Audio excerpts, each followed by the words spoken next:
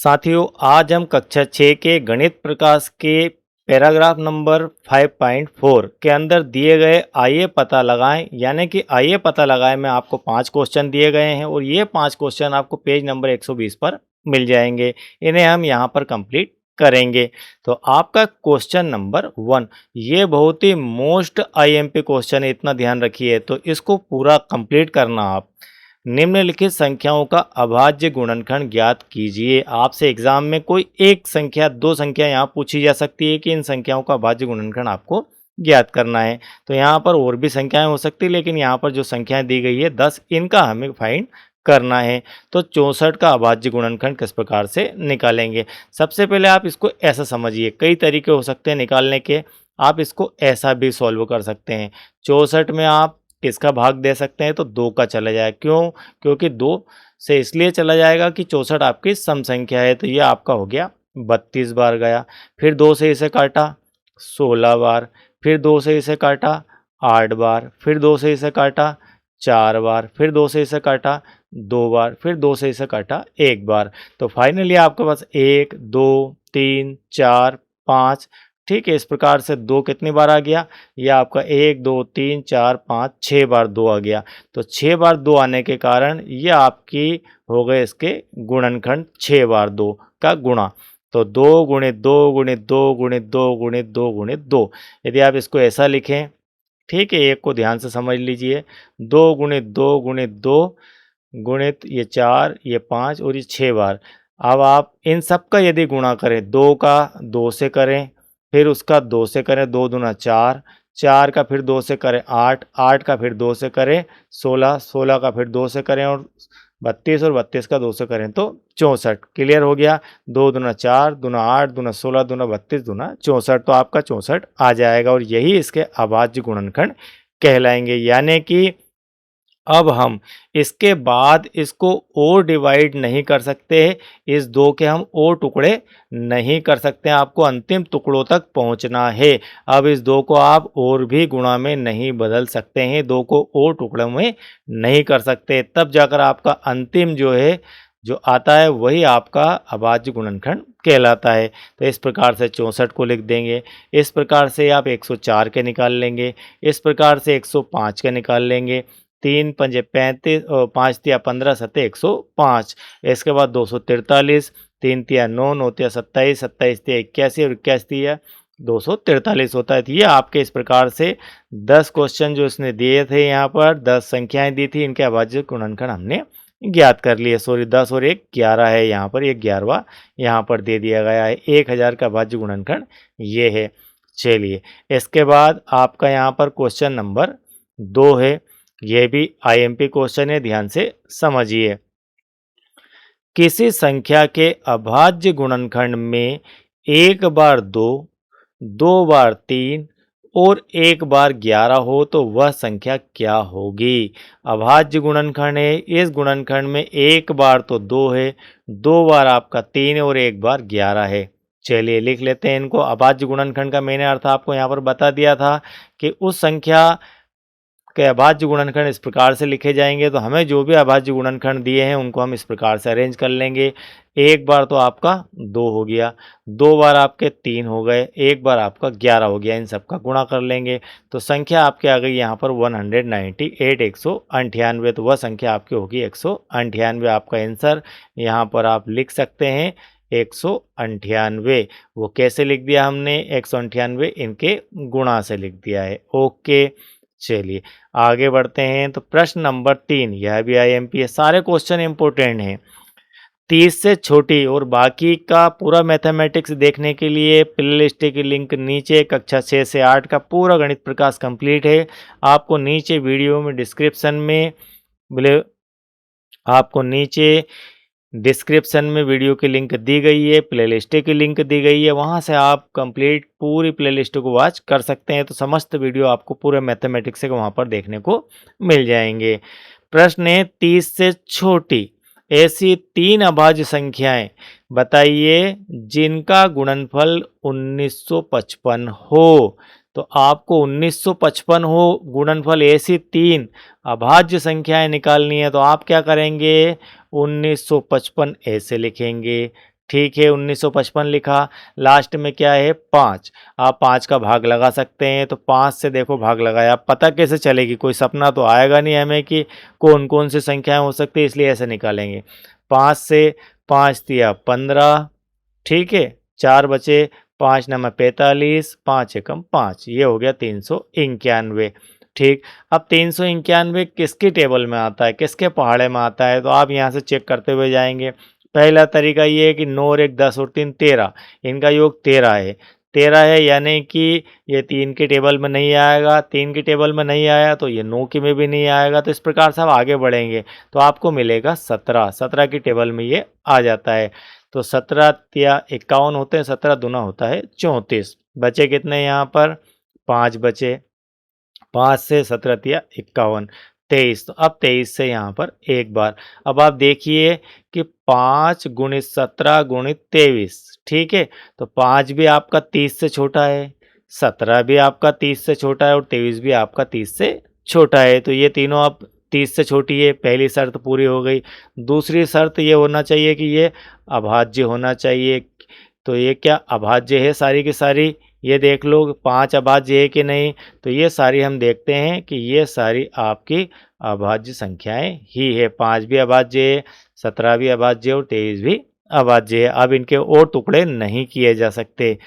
तो ये जो गुणनखंड है ये अभाज्य संख्याएं हैं और 3 से छोटी है, अतः अभाज्य संख्या जिनका गुणनफल 1955 हो वे 5, 17 और 23 होगी। तो इस प्रकार से आप इनको ज्ञात कर सकते हैं। ओके, चलिए इसके बाद आपका क्वेश्चन नंबर 4, यह भी आईएमपी है। इसी प्रकार के तर्कपूर्ण क्वेश्चन आपको इस मैथमेटिक्स के अंदर देखने को मिलेंगे।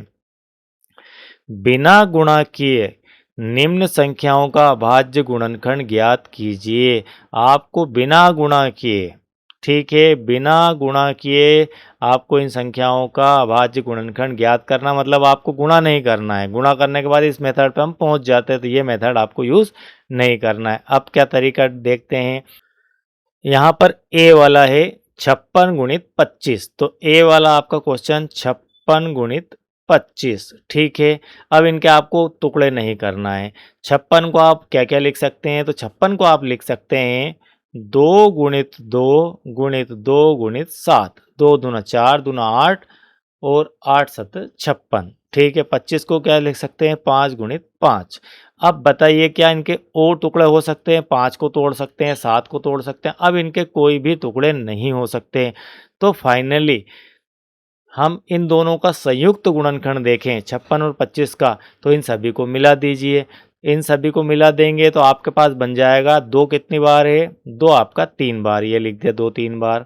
इसके बाद 5 2 बार है, तो 5 2 बार और 7 1 बार, ये लिख दिया। तो फाइनली ये आपका जो है इस प्रकार से गुणनखंड आ जाएगा, संयुक्त गुणनखंड। तो कुल मिलाकर हम लिख सकते हैं कि जो भी इसका गुणा आएगा, इसका जो भी गुणा आता है इस संख्या के गुणनखंड आपके ये हो जाएंगे। तो हमें गुणा नहीं करना है, गुणा करने के लिए मना किया गया था, इसलिए हमने जो है इस प्रकार से इसका गुणनखंड ज्ञात कर लिया। अलग अलग ज्ञात कर लेंगे तो भी वही आएगा। चलिए इसके बाद बी वाला है 108 गुणित 75, 108 गुणित 75। अब 108 को क्या लिख सकते हैं, चलिए और इसको थोड़ा सा डिटेल में समझते हैं। 108 को आप इस प्रकार से लिख सकते हैं, 108 को आपने लिखा है यहाँ पर 54 गुणित 2, और 75 को लिख सकते हैं 25 गुणित 3, 25 या 75 और 54 गुणित 2। 54 को क्या लिख सकते हैं आप लिख सकते हैं 27 गुणित 2, इस प्रकार से लिखा जा सकता है। 25 को क्या लिख सकते हैं 5 गुणित 5, तो ये तो हो गया एंड, अब इसके आगे नहीं बढ़ सकता। अब जो 27 है, इस 27 को आप क्या लिख सकते हैं, इसको लिख सकते हैं आप 9 या 27। अब 9 को क्या लिख सकते हैं आप, यहाँ लिख सकते हैं 3 गुणित 3। अब आप देखिए इसमें गुणनखंड क्या क्या है, फाइनली आपके पास गुणनखंड मिल जाएंगे, 1 3, फिर 1 3, फिर 1 3, फिर 1 2, फिर 1 5, फिर 1 5, ठीक। तो 2 कितनी बार है, 2 आपका एक बार है, सॉरी यहाँ पर एक आपका 2 और आता है, फिर 1 3 आता है। तो ये 2 आपके पास 1 2 और 2 बार आ गए, ठीक है। तो हम यहाँ लिखते ये 2 बार 2 आ गए आपके। 3 कितनी बार है, ये आपके 4 बार है। तो 1 2 3 4, ये 4 बार और 2 बार आपके 2 हो गए, ये 4 बार हो गए 3, 5 कितनी बार है तो 1 और 1 2 बार, तो ये 2। तो इस प्रकार से आप इनको कंप्लीट कर सकते हैं।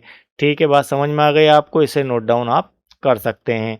चलिए इसके बाद आपका है यहाँ पर से वाला 1000 गुणित 81। 1000 गुणित 81 को आप किस प्रकार से लिख सकते हैं, आप इसी तरीके का उपयोग कर सकते हैं। जस्ट इस प्रकार से बना लीजिए लाइन, बिल्कुल आपको मैं यहाँ पर समझा देता हूँ 1000 गुणित 81 का एक बार और। तो एक नया तरीका आप देखिए इसमें, 1000 गुणित 81। अब आप इसको ऐसा लिखिए, 1000 को क्या लिख सकते हैं आप, 1000 को लिख सकते हैं 500 गुणित 2 और 81 को क्या लिख सकते हैं 9 गुणित 9। ठीक है, और आगे बढ़िए, 500 को क्या लिख सकते हैं 250 गुणित 2 और ये 1 गुणा में 2 है, और इसे क्या लिख सकते हैं आप 3 गुणित 3 और फिर एक बार 3 गुणित 3, ये हो गया। चलिए 250 को क्या लिख सकते हैं, 250 को लिख सकते हैं 125 गुणित 2। इसके बाद ये आपका 2 बार 2 गुणित 2 है, इसके बाद आपका 3 गुणित 3 गुणित 3 है। ठीक है, यहाँ एक 3 कम दिख रहा है मुझे, 3 तिया 9 इस प्रकार से लिखा जाएगा। तो 3 गुणित 3 गुणित 3, ये इस प्रकार से आ जाएगा। अब इसके बाद 125 को क्या लिख सकते हैं, 125 को आप लिख सकते हैं 5 से, 5 गुणित 5 गुणित 5। ठीक है, इस प्रकार से लिखा जा सकता है। तो ये आपके कितनी बार हैं, 2 बार तो 3 हो गए, 3 कितनी बार है 4 बार 3 है, ये हो गए, और 5 कितनी बार है, ये आपके 3 बार हो गए। इस प्रकार से आप इसे भी आप लिख सकते हैं। तो मैं इसको यहाँ पर अब मिटा देता हूँ। ठीक है, तो ये आपका क्वेश्चन यहाँ पर कंप्लीट इस प्रकार से आप कर सकते हैं। ठीक है, वो थोड़ा सा ओवरलैप हो रहा था तो हमने उसको क्लियर कर दिया ताकि आप बेहतर समझ सकें और देख सकें। अब चलते हैं नेक्स्ट क्वेश्चन पर, क्वेश्चन नंबर 5। तो क्वेश्चन नंबर 5 यह भी आईएमपी क्वेश्चन है और इसके अंदर 2 क्वेश्चन दिए गए हैं। वह छोटी से छोटी संख्या क्या होगी जिसके अभाज्य गुणनखंड में 3 अलग अलग अभाज्य संख्याएं हो और 4 अलग अलग अभाज्य संख्याएं हो, वह छोटी से छोटी संख्या आपको ज्ञात करना है। तो 3 अलग अलग अभाज्य संख्याएं हो और 4 अलग अलग अभाज्य संख्याएं, तो ए वाला देखते हैं। तो 3 अलग अलग अभाज्य संख्याएं मतलब हमें निकालना है छोटी से छोटी, तो हम अभाज्य संख्याएं भी लेंगे छोटी से छोटी। तो सबसे छोटी अभाज्य संख्या आपकी 2 है, इससे बड़ी अभाज्य संख्या आपकी 3 है और इससे बड़ी अभाज्य संख्या 5 है। यह सबसे छोटी है तीनों। ठीक है, इससे बाद 7 आएगी जो इससे बड़ी हो जाएगी। इन तीनों का गुणा किया तो वो आ गई 30, तो इनका गुणा हो गया 30। तो वह छोटी से छोटी संख्या क्या होगी जिसके अभाज्य गुणनखंड में 3 अभाज्य संख्याएं हो। तो आप 30 का आप अभाज्य गुणनखंड निकालिए, 30 के अभाज्य गुणनखंड निकालते हैं, क्या आएगा 2 से, यह आपका 15, 3 से भाग जाएगा 5 बार और 5 से भाग जाएगा 1 बार, यानी कि आप 30 को लिख सकते हैं 2 गुणित 3 गुणित 5, तो आपका फाइनली आता है 30। और 30 का अभाज्य गुणनखंड आपका 2 गुणित 5 गुणित 2 गुणित 3 गुणित 5 है। ठीक है, चलिए बी वाला देखते हैं। 4 अलग अलग संख्याएं हैं, अब इसमें हम एक और बढ़ा लेते हैं। सबसे छोटी 2, इससे बड़ी अभाज्य संख्या 3, इससे बड़ी 5 और इससे बड़ी अभाज्य संख्या 7 है। वो इन सब का गुणा किया तो आ गया 210। तो वह संख्या आपकी 210 है जिसके अंदर 4 अभाज्य संख्याएं हैं छोटी से छोटी, तो वह आपकी है 2, 3, 5 और 7। ठीक है, तो इस प्रकार से आप इसका आंसर लिख सकते हैं। तो यहाँ पर आपका पैराग्राफ नंबर 5.4 के अंदर जो आइए पता लगाएं दिया गया था पेज नंबर 120 पर, इसे हमने कंप्लीट कर लिया है। और पूरा मैथमेटिक्स देखने के लिए प्लेलिस्ट की लिंक आपको नीचे डिस्क्रिप्शन में दी गई है, वहां से आप वॉच कर सकते हैं, जहां आपको कक्षा 6, 7 और 8 का पूरा mathematics complete line to line और सभी आइए पता लगाएं के साथ दिया गया है। और यदि आप चैनल के साथ नए हैं तो चैनल को सब्सक्राइब करके रखिए और वीडियो बेहतर लगता है तो एक लाइक ज़रूर कीजिए। Thank you very much.